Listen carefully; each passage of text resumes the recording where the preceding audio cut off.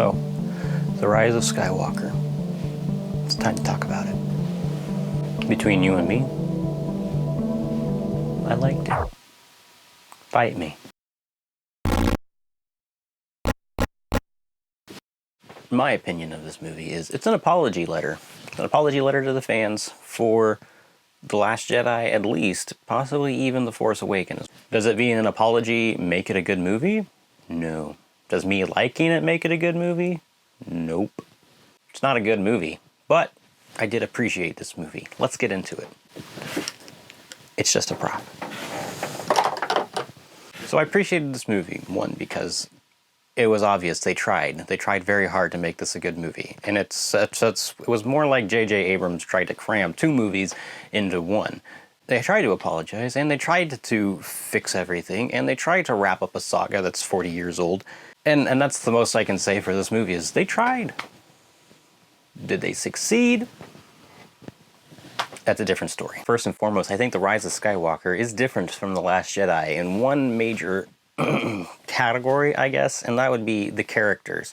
The way the characters were treated in The Rise of Skywalker is so drastically different than The Last Jedi. At least, like, there was the attempt, right? They attempted to treat the characters with more respect, and they attempted to give the characters a legacy and respect the legacy that some of the characters already have. Like C-3PO was like a major part of this movie when he hasn't even been in the last two movies. Really? And then, well, we'll get into more. If I haven't warned you about spoilers, sorry, there's going to be spoilers. The movie is visually pleasing, for the most part, but story-wise, this movie just rips off plot devices that were done better elsewhere. Like Avatar, The Last Airbender, or Moana, or The Iron Giant. It leans very heavily into fantasy. So much so that Mary from Lord of the Rings was in there, you know, The Hobbit. Also, the telepath from the show Heroes was there. I don't know the actor's name, but to me, he's always going to be Matt Parker. I think both of these characters being in there are just representative of how J.J. Abrams sort of blatantly steals other people's stuff and sort of makes it his own. But, you know, isn't that what every creative sort of does anyway? So, I mean, we can't really give him that much crap, can we? Can we? So with the first scene, we immediately get this idea that Kylo Ren is not to be messed with. It's a kind of a callback to the first scene with him in The Force Awakens, where he just straight up kills a guy. And The Rise of Skywalker really tries to make him threatening again. It almost succeeds. The movie opens up with Kylo Ren like randomly killing people on Mustafar, which, if you didn't know that, apparently that's in the visual dictionary, not explained in the movie, but I mean, it's not really important, I guess. He finds this device of, we don't know what it is. It leads him to a planet, and then we meet the Emperor. He marches up to the dying husk of Emperor Palpatine, and then, like, bam, Kylo Ren is no longer a threat in this movie. He stops being scary or threatening, if he ever was. So Palpatine is on, like, the Star Wars version of life support and is still immediately more threatening than Kylo Ren. But maybe that's intentional, though. So who knows? If it's intentional, though, they should have tried a little harder on Palpatine, because he also stops being threatening pretty soon after you meet him. So Palpy gives a bunch of exposition about, like, this, that, and the other, and how he's been, like, he made Snoke, and he's been the voice inside of Kylo Ren's head the whole time. Yeah. Creepy, right? Then, kind of out of nowhere, these Star Destroyers just rise out of the ground, or the ice. It looks like it could be both. I think it looks more like dirt to me. So you have, like, all these starships, this fleet of Star Destroyers, and Palpatine tells Kylo that this is the final order, and it'll all be his if he can kill Rey. He has to go kill Rey. Why? Does he need to kill Rey? Don't know. Let's move on like the movie does. So then we cut to Rey training. Like, I guess that's what it's supposed to be. She's floating in midair. She's surrounded by a bunch of rocks, and it's just... she's Aang.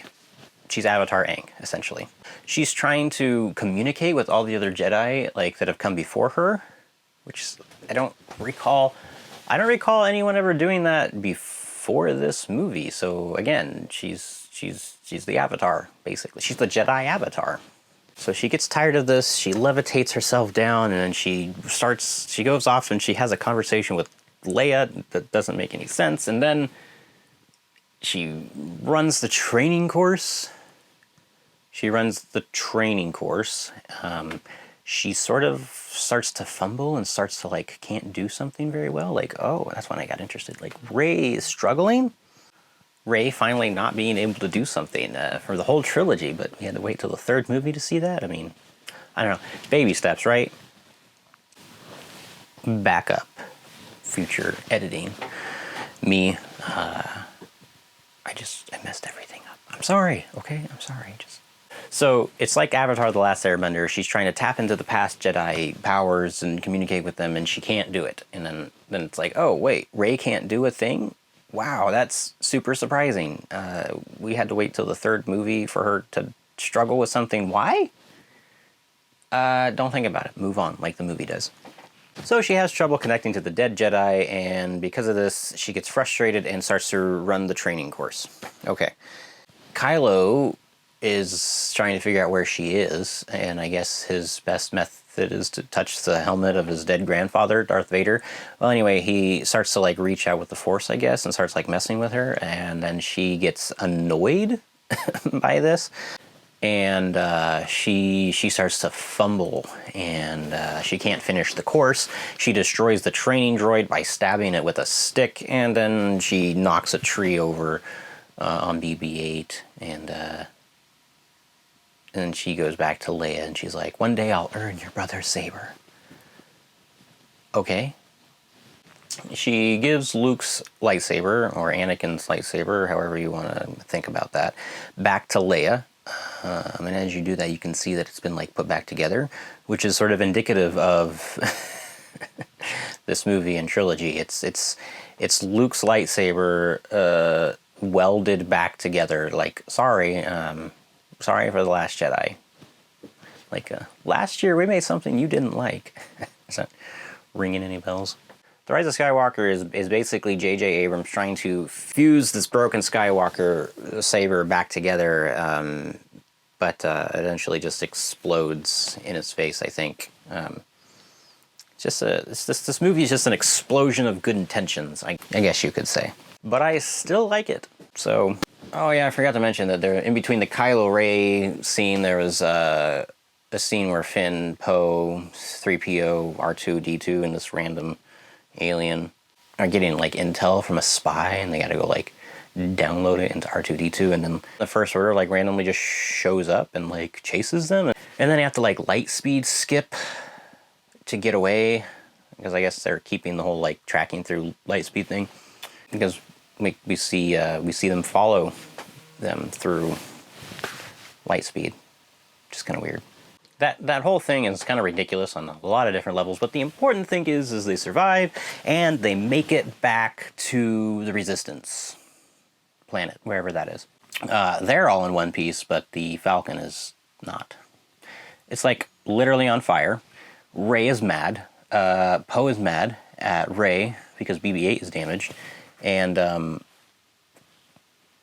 you know, they have a little back and forth, and they have, like, a little spat, little argument, which is just kind of fun. It was kind of interesting to, like, see, like, characterization for the first time in this trilogy. But this little this little interaction between Rey and Poe, and then Rey and Finn, it's just indicative of all the lost potential of this entire trilogy, which is, like, it's, like, cool and also terrible at the same time. All right, and then we get the big reveal for the heroes. This message apparently says Palpatine has somehow survived. How? Dark Sith magic, says Merry, the Hobbit, or whatever his name is in this movie, I don't know. But Palpatine is back, and he has a fleet of ships, and he's gonna take over the galaxy or something like that. Why, I don't know. Why did they need to go on this, like, hunt for this intel? I don't know. I don't know. Move on like the movie does. Alright, I can't keep doing this. I can't. Everybody has torn apart this movie. I really don't need to keep doing it for you.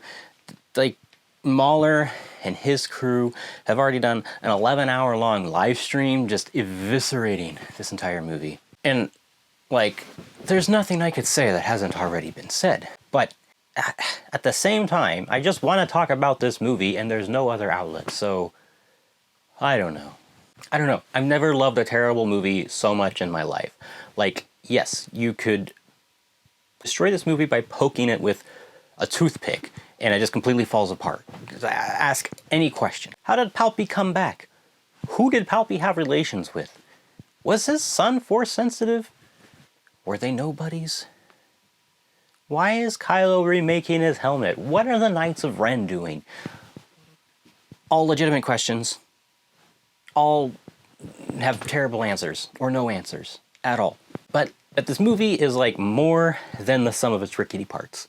So every individual scene looks good, makes no sense, but all of it together is just fun. And I think JJ accomplishes this by just moving to the next thing faster than you really have time to process. So the movie moves at like a breakneck speed. And despite his best efforts to sort of please an entire group of people, it ended up being a movie that nobody liked. JJ didn't like it, Disney didn't like it, we didn't like it, some people liked it. I guess it's made a bunch of money, so like it's done its job, but it's just a mess. That's all it is. It's just a mess. Dramatic side lighting.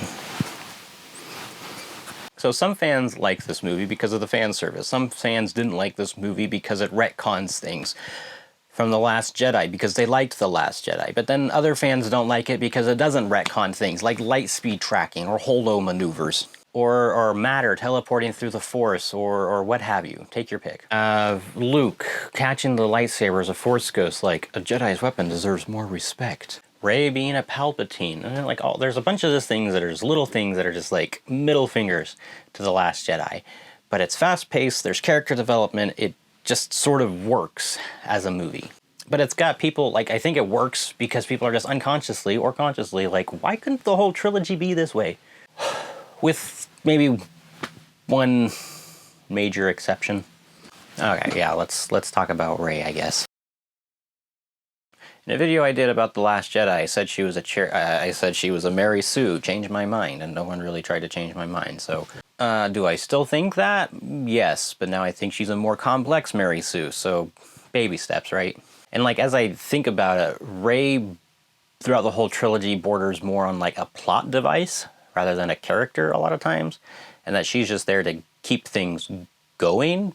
A very convenient plot device that can kind of do whatever the plot needs her to do with little to no explanation. JJ leans into this a little bit more in The Rise of Skywalker by still making her OP and do amazing things with little to no explanation as to why. We'll talk about the lame excuse of her being a Palpatine in a minute. I don't really know that a good way to get around this was to make her less powerful, though, because that would definitely not make any sense either.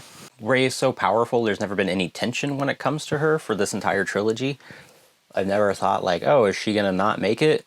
The only thing that was really interesting was when Kylo Ren offered his hand to her, and in The Last Jedi, I thought she was gonna take it and turn to the dark side, which would have been a lot more interesting, I think, than what we got. But no, we can't have the woman character be, less powerful, and we can't have her turn evil. So what do? We make her struggle, and it's like, okay, great. It's just too little, too late. Not to be cliche, but, her struggle, though, becomes about being too powerful. So she's Superman.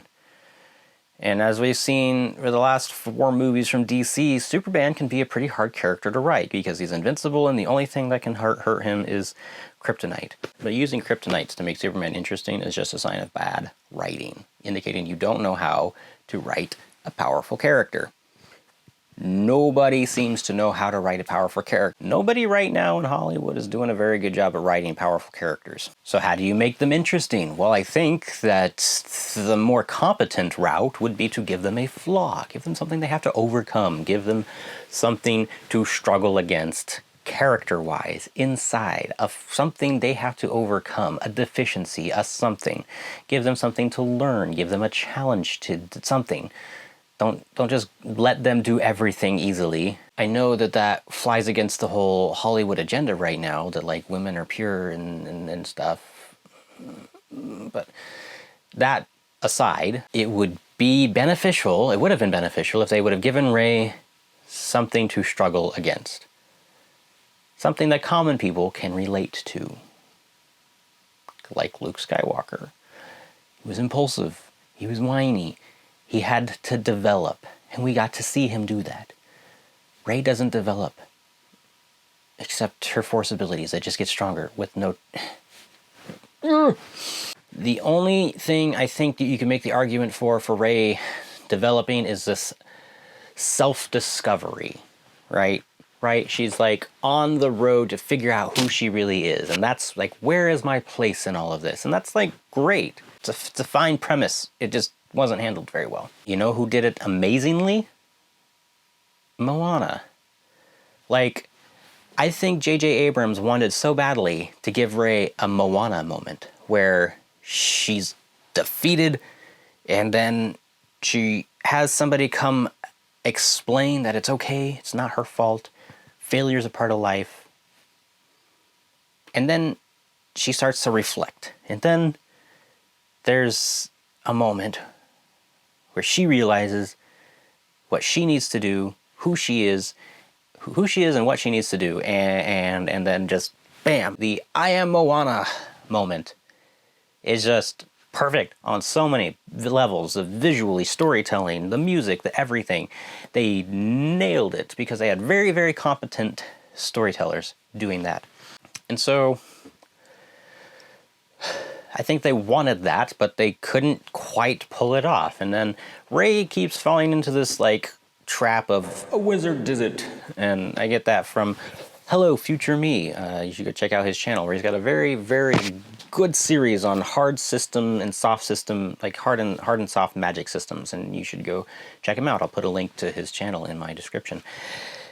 At any rate, there has to be like there's a basic law I think Bryan Sanderson comes up with when it comes to magic, and that is the amount that your character can use magic to get out of a situation is proportional to how much your reader or your viewer understands about how magic works.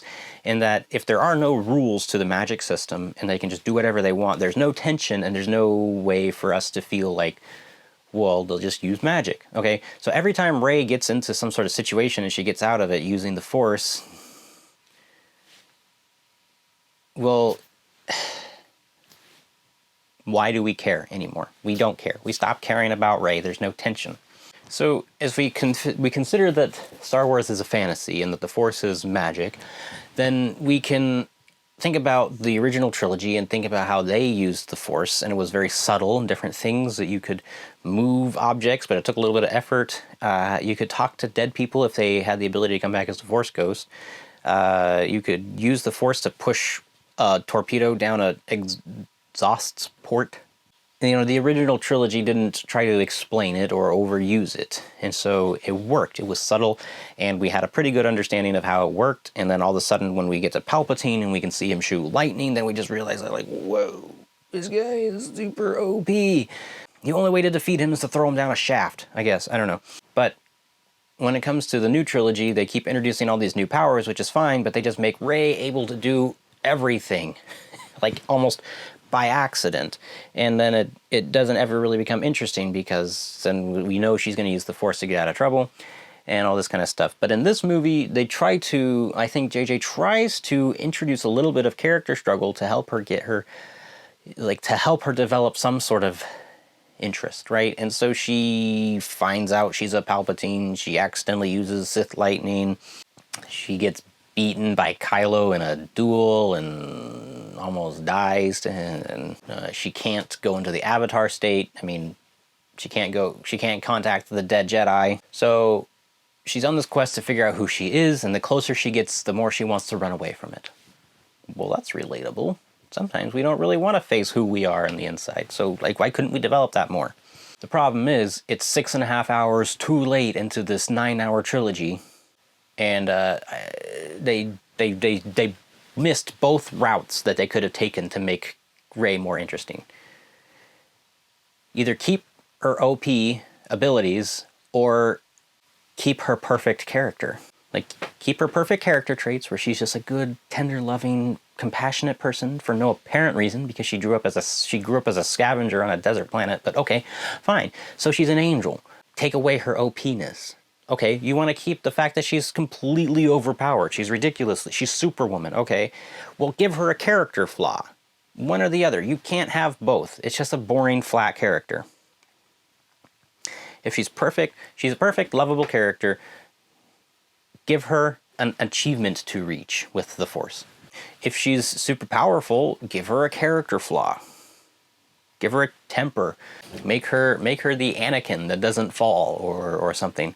Like, allow the natural consequences of being insanely powerful with a character flaw have natural consequences. It's a serious faux pas to use magic to get your character out of trouble all the time.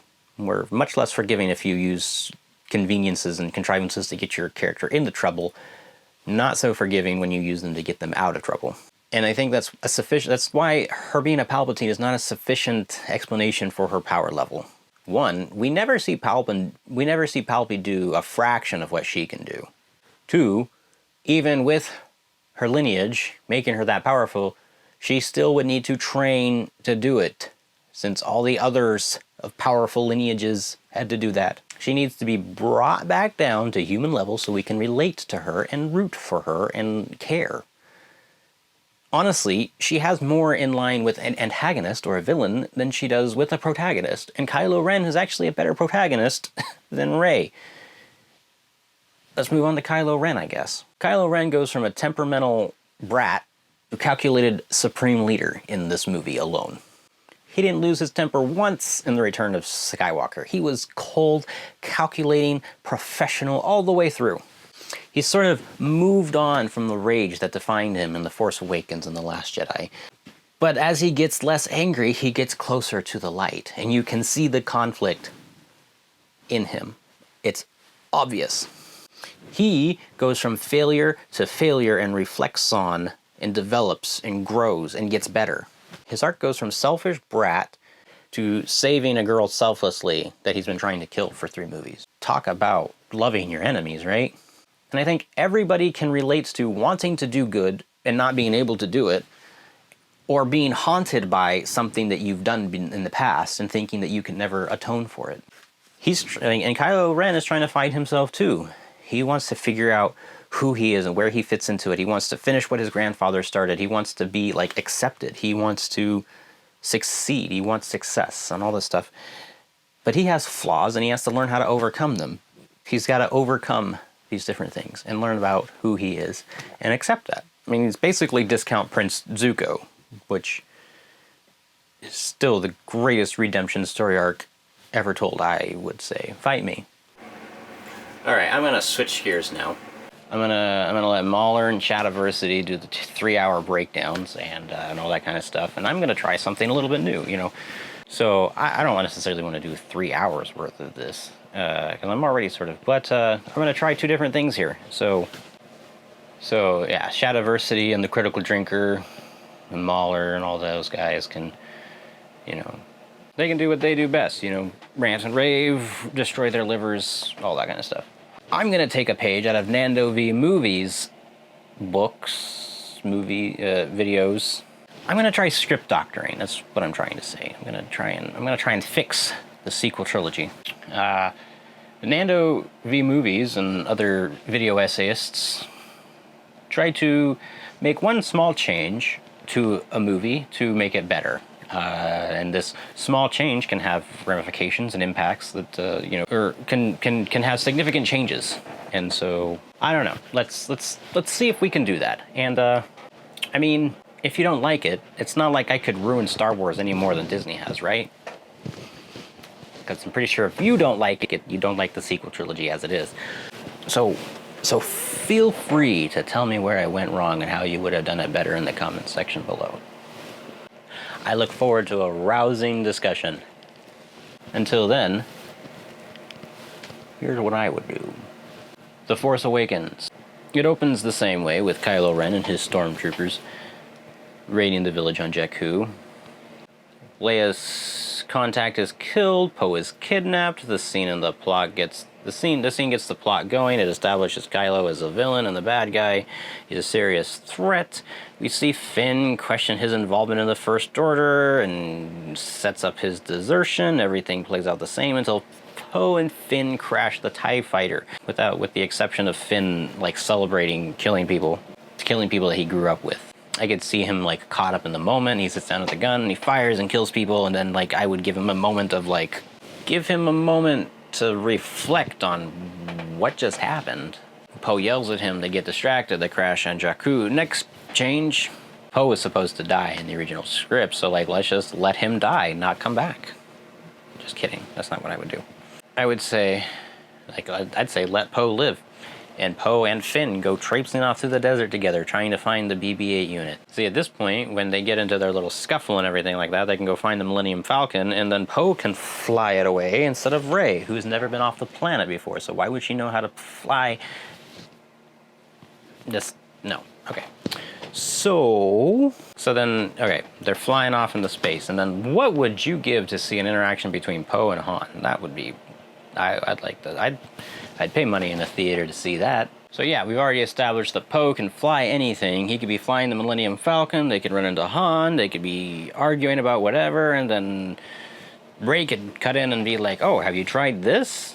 And then you could establish her character as a competent mechanic, which is more in line with what makes sense, not a pilot, mechanic. She fixes and scavenges, like, oh, maybe you should override the power converter, I don't know. Something like that. I would say things continue as normal till we get to Maz Kantina's place. And see, while we're here, Poe could send a message to the Resistance from this planet to let the Resistance know that they're there. Because if you remember correctly, the Resistance comes out of nowhere in The Force Awakens. There's no reason for them to know that Finn and Rey are there, and Han. Why? Why would anybody from the Resistance? Why would Poe come and save people? Finn didn't even know he was alive. He didn't even know Finn was alive. It's ridiculous. So if you have Poe come to this planet, then you could say like, hey, I'm here. And then they could send people, and then they could be the ex machina that they need in the moment. That gives you a viable option for why the Resistance suddenly shows up. I would say everything sort of goes the way it does until Rey and Kylo are on the ship together, and Kylo starts to interrogate Rey. I would have this go differently. It's very, nice and gentle in The Force Awakens. I mean, why would he start off being nice when he's been shown to be, this ruthless, angry person? I was just lean into him being angry and, tear into her mind and surface all of her fears and everything until he, hits this barrier, and then they both realize that she's Force-sensitive. And she pushes back, and she sees all of his fears, and she starts to realize that he's a terrified little kid. He's a terrified little boy in the shadow of greater men. And she just undoes him, and he just walks out the door furious. But instead of just leaving her there, he just does the little thing again, and he knocks her out like he did before. So she passes out, and so he could use this opportunity for the Force to reach out to Rey again. Give her a vision of some sort, similar to how the lightsaber affected her. And maybe we could just take that lightsaber thing out, and we see that she's troubled with these visions and stuff like that, and then we realize these are Kylo's memories that she's had going through her head when she pushed into his mind. And so through these memories she can see what the Force can do, but instead of it being like Jedi mind tricks and stuff like that, we see what Kylo has learned to do as a dark side user. And so that should be her first introduction to how to use the Force, is Kylo's dark side memories. So at this point, she could start trying out new abilities and stuff like that, and succeeding and failing. And I don't know, we could use your imagination, but she gets out of the restraints by she breaks the bonds like Vader did, or something like that. And she force pushes the guard out of the way and knocks him out. I just don't think a Jedi mind trick really fits in with all of this, because Kylo wouldn't use a Jedi mind trick, I don't think. And I don't know why she would think that I don't even know where she would pull the idea of a Jedi mind trick out of, because they're supposed to be like myths and stuff, and she didn't even think the Jedi were real a few hours ago. So, and this would be a great big setup for Rey being a dark side user and Finn being the light side user. And that would create a little bit of, I think that would create a lot more interest in Finn. Okay, so we get through all the exposition about how to cripple Starkiller Base. Then we get to this point where we have to disable the shields. Finn and Han and Chewie split up or whatever. Finn gets into a fight with none other than Captain Phasma, and she beats the living crap out of him. Han and Chewie have to show up and save his butt at the last minute because it's Star Wars. That can happen, it's fine. Everything goes as planned, and then we get to the confrontation between Han and Ben Solo. But instead of Han dying, I would say that Chewie sees what's going down, sees what's about to happen, and just blasts the crap out of Kylo Ren right before it can happen. So we injure Kylo, and Han survives, and the group gets shot at. They run away, everything continues. They blow up the oscillator. I would say that the fight with Kylo goes about the same between Kylo, Finn, and Rey.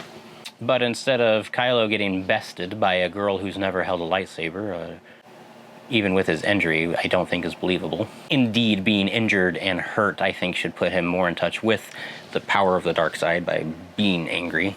But that's just me. And then I would say that we see Finn. So Kylo has the upper hand. Rey is getting beaten, almost dies, but we see Finn wake up and use the Force in some subtle way to get Kylo Ren's attention. And he's distracted.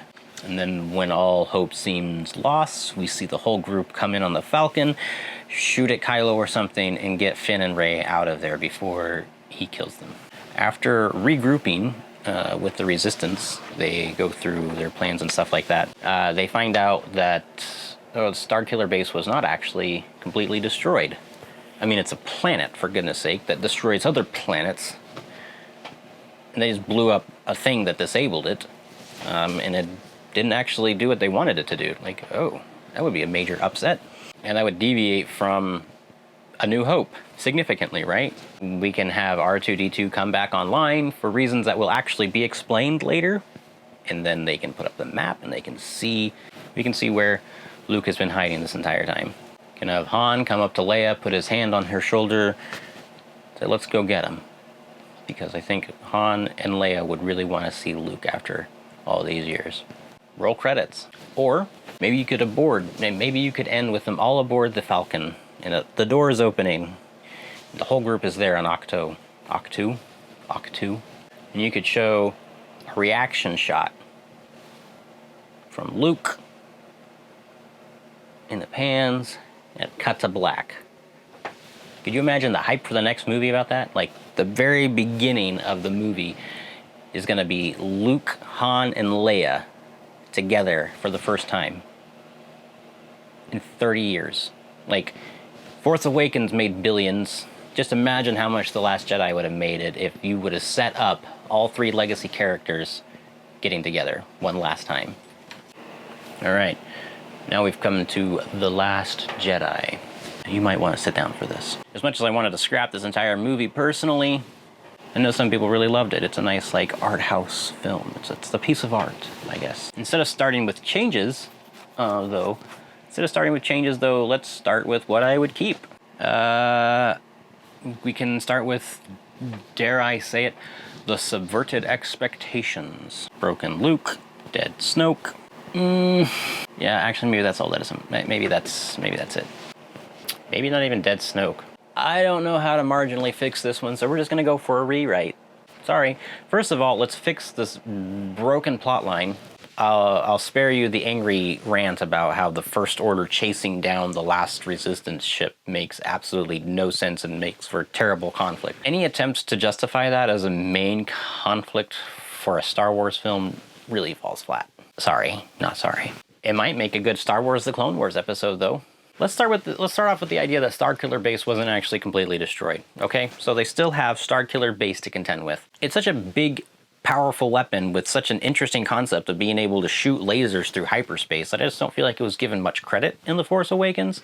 And so we could do something with that here in The Last Jedi. It was just really glossed over how much of a threat this planet-sized weapon really was. I would say the main conflict should revolve around the First Order trying to repair Starkiller Base and the Resistance trying to figure out how to actually blow up an entire planet with a tiny resistance. They don't have a Death Star. They don't have a Death Star. They don't have their own Starkiller Base. They've got to figure out how to destroy a planet, because destroying a planet should be a pretty big deal. The secondary conflict should revolve around Luke, Leia, and Han, and Rey trying to convince Luke to come help fight for them again. And this is where you can introduce a broken and tired Luke. But I'd make a subtle change. Instead of Luke being bitter, just make him sad. Instead of angry, bitter Luke flipping the lightsaber over his shoulder, he's tired and broken and scared. He takes the lightsaber, his hands shake, and he drops it, and he walks away. He can be mad at the Jedi.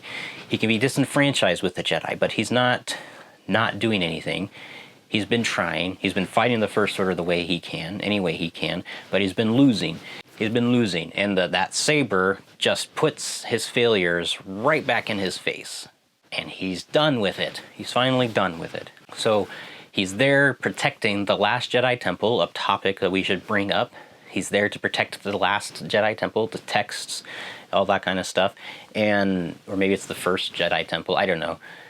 And he's cut himself off from the Force to prevent himself from being found by Snoke and coming up with some sort of plan or strategy. Maybe you can make that work. He agrees to train Rey initially, because why wouldn't he necessarily? So maybe he needs a little bit of coaching, but after some marginal coaching, he decides to train her. But as soon as she starts to open up to the Force, he sees the darkness in her. He sees in her mind a familiar evil. And all the failures with Ben and Snoke and everything like that just come rushing in, and then he's done again. He doesn't want to touch it. He doesn't want to touch her. He says, go away. And then we can set up that because of this, Rey turns to Kylo to train her. And during one of their Force calls, we can introduce the idea that matter can teleport through the Force. But we use this to let Kylo figure out where Luke is. And while Kylo is like tricking Rey into thinking that he's gonna train her, he's actually just figuring out where Luke is. So from this, we can send TIE fighters or something to blow up Octu. And Octo, I don't know, whatever it is, Octo. And then everyone can get on the Falcon, they can drag Luke, kicking and screaming.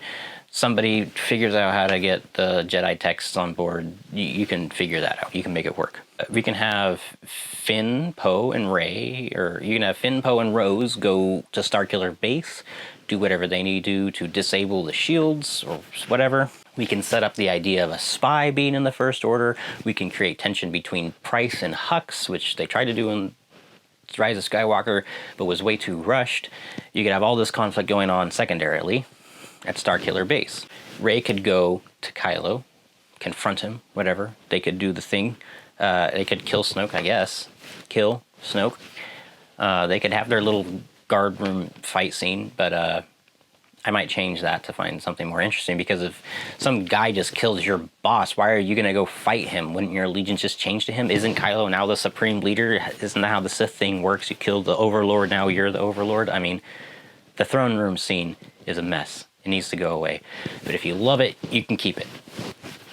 No harm, no foul, I guess. Yeah, so everybody thinks that Kylo's supreme leader now. He reaches out and offers a hand to Rey, and she takes it. She demands that the First Order stop attacking the Resistance, and the Resistance to stop attacking the First Order. She calls for it to all be done. But then Starkiller Base explodes, and Kylo Ren thinks he's been tricked, and he explodes. He lashes out against Rey, and they fight, and she fares slightly better than she did last time, but he flings the saber away. She gets scared. She, force chokes him or something.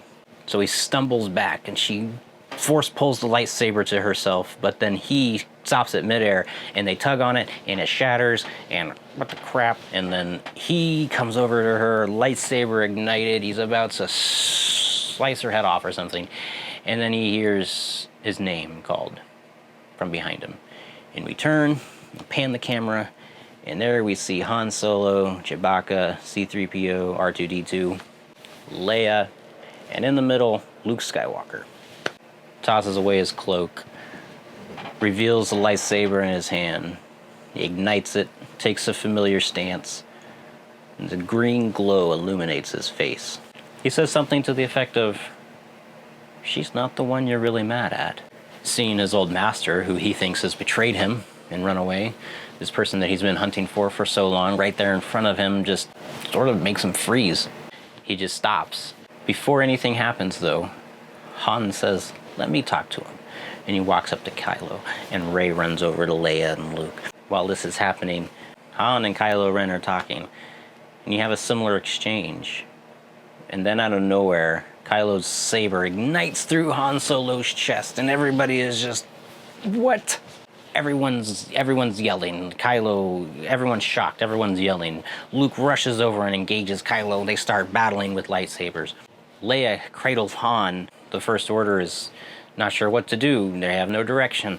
The Resistance is destroying the Dreadnought, the ship that everyone's on right now.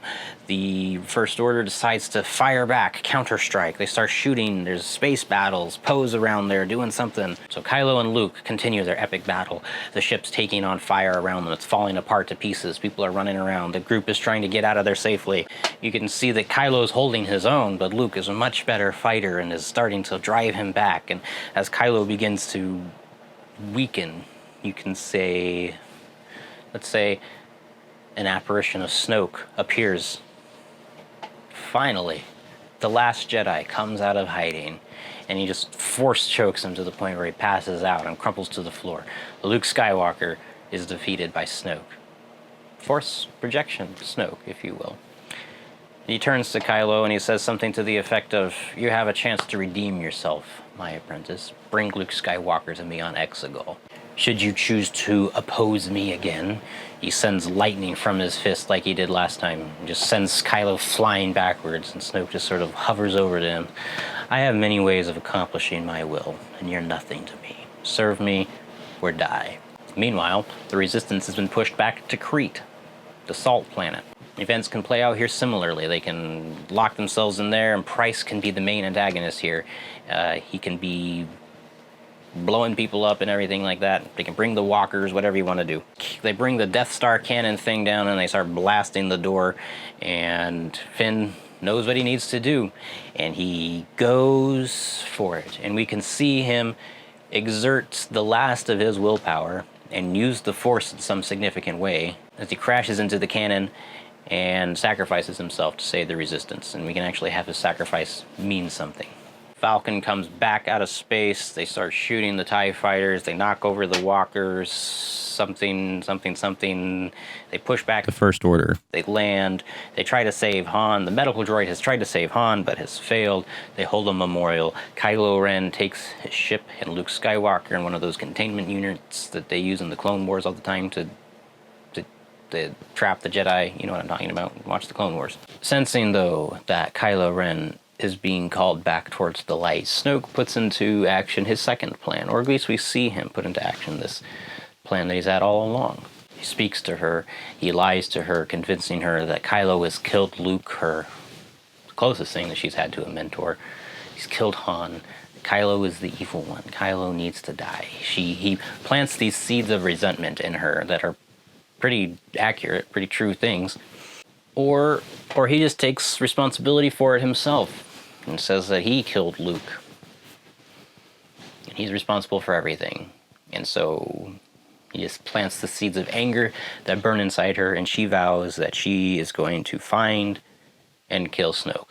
This ends the movie on a pretty low note, but we get legacy characters on screen together doing stuff.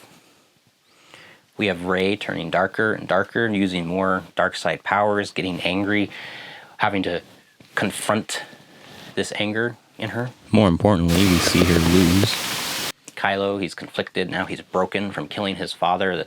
He thought that would solidify his place in the dark side, but now it doesn't, and it's obvious, and everyone knows it. He's actually got the last Jedi trapped on his ship. Does that fix everything, though? No, it doesn't fix it. It makes everything worse. He is conflicted. His master is right there. Does he kill him? Does he not? Does he serve Snoke? Does he not? He thought he killed Snoke and he didn't. Kylo's a mess. Rey's a mess. Does it fix everything? No, absolutely not. But this, I think, would be like a good skeleton to flesh out a lot of the other stuff, and this would fix a lot of the things and make it at least a little more interesting to me. Take it or leave it. Also, Finn and Phasma should fight before she inevitably, but like make the fight last longer than 10 seconds, before she conveniently falls to her death. Now,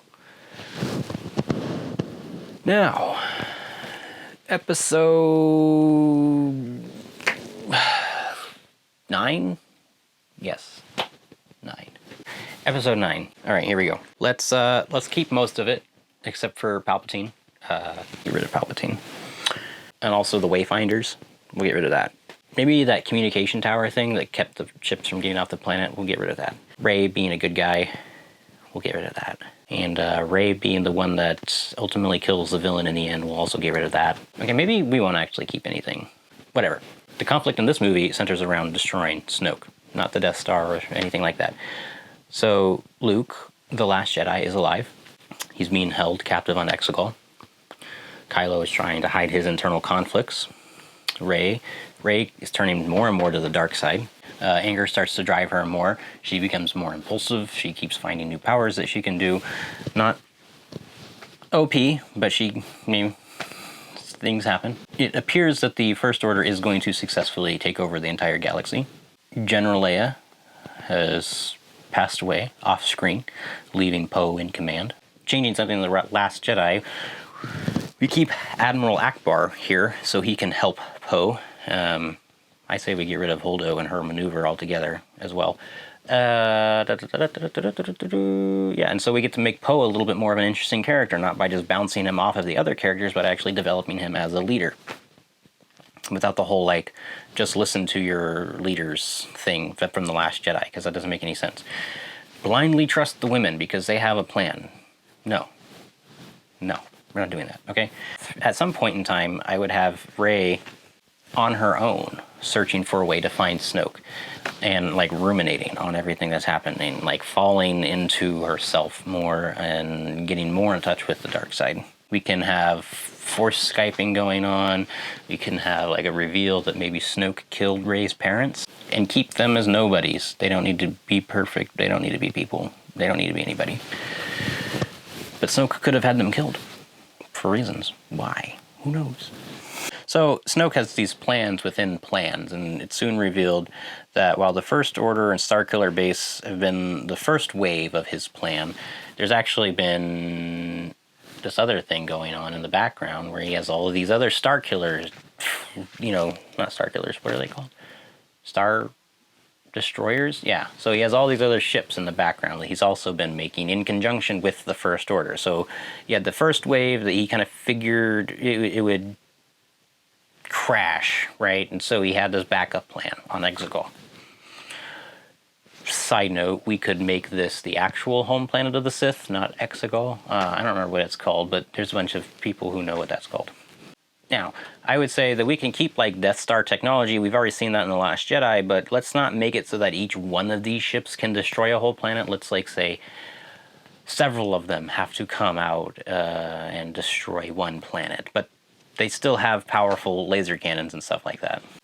I think that keeping them stuck on the planet is sort of lazy and contrivancy, so let's send them out and actually have them be a real threat to the galaxy. So the Resistance starts getting reports of Star Killers, Star Destroyers popping up all over the galaxy in these different places, set to fire. No warning, it just starts happening. And the people are like, what? Who is this? What's going on? They need help. So they send out a signal, they ask for help from everyone. They rise up, galaxy, we'll lead you, we'll help you, just come help. The intel comes out that Snoke is responsible for what's going on. He's on Exegol, so Poe and his people go and they hope that other people come help them. You can destroy a planet at the end of the second act. Then you have real stakes. Third act, I think we could get the most epic confrontation between Kylo Ren, Rey, Snoke, and Luke Skywalker. Wouldn't that be something?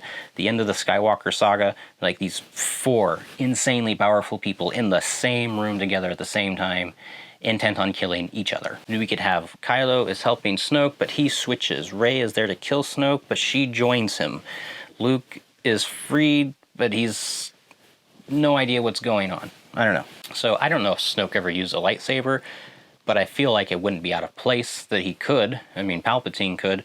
So, I don't know, a 4-way lightsaber fight between Snoke and Luke and Kylo and Rey, where Rey is tapping into the dark side, Kylo's more leaning towards the light side. We could have, you know, dialogue. We could have dialogue between Rey and Kylo where he's like convincing her, trying to convince her that like, no, this is not the way that you should be going down.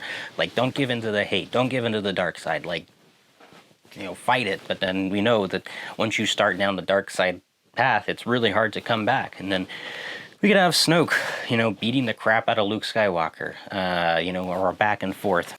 Maybe we could see Luke pull some sort of force projection trick, or, you know, he gets stabbed and disappears like Obi-Wan did, and sort of becomes one with the Force.